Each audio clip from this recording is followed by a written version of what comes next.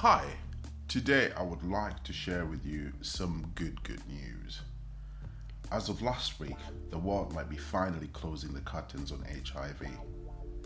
Mind you, this is a disease that has ravaged humankind for the past 3 decades. Over 31 million people have died from the disease. Over 1 million people still get infected with the disease every year. And it is believed that over 40 million people are living with HIV today. However, finally a new vaccine might be the greatest news that we've all been waiting for.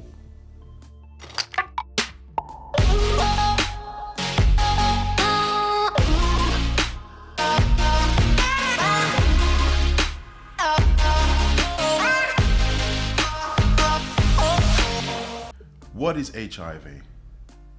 HIV is a human immunodeficiency virus. In other words, a virus that damages cells in your immune system, therefore weakening your ability to fight off everyday infections and diseases. So AIDS is defined as the acquired immunodeficiency disease. In other words, when HIV weakens your immune system, the collection of infections and diseases that affect you afterwards is what is termed as AIDS. This was first detected in 1981, and ever since, science has been on a rage to find a cure, remedy, or a vaccine. As of December 2022, I'm glad to share some good news with you watching or listening. An experimental HIV vaccine has been found to induce broadly neutralizing antibody precursors among a small group of volunteers in a phase 1 study. The findings suggest that a 2-dose regimen of the vaccine given 8 weeks apart can elicit immune responses against HIV. The clinical trials published Thursday on World AIDS Day in the journal Science established clinical proof of concept in the support of developing boosting regimens to induce immune responses against HIV infection, which at the moment has no cure. The vaccine called eOD-GT8 60-mer had a favorable safety profile and induced broadly neutralizing antibody precursors in 97 of all but one of the 36 recipients, according to researchers from Scripps. Antibodies are proteins made by immune systems to help fight infections. And broadly neutralizing antibodies are known to neutralize generic variants of HIV, but they have been difficult to elicit by vaccination. The other problem with HIV, and perhaps this might explain why it has taken this long to get an effective vaccine for it, is broadly because HIV is highly a mutating virus. They say there are so many HIV variants in the world, and sometimes an individual can possess as many as 30 different variants in their body.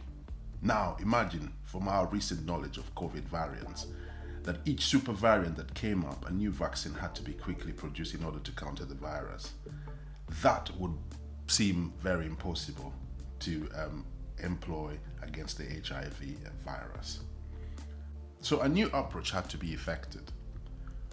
What is unique about this new vaccine is that it is designed to induce the production of broad neutralizing antibodies by targeting and stimulating the right antibody producing cells.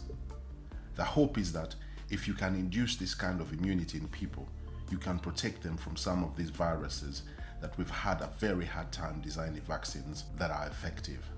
So this is an important step forward, said Dr. Timothy Sharker. Many people in the United States and indeed around the world have turned to daily HIV prevention pills or frequent injection known as PrEPs to reduce their risk of infection.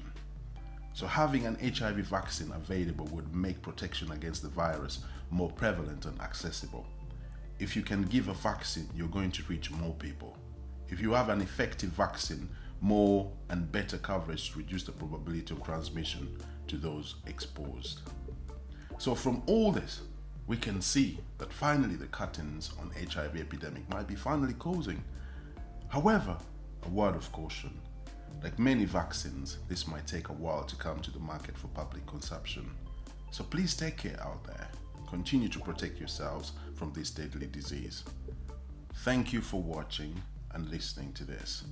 Please, if you haven't already, please subscribe to this channel for more of this and more of the content to come in the future. I shall catch you in the next one. Thank you.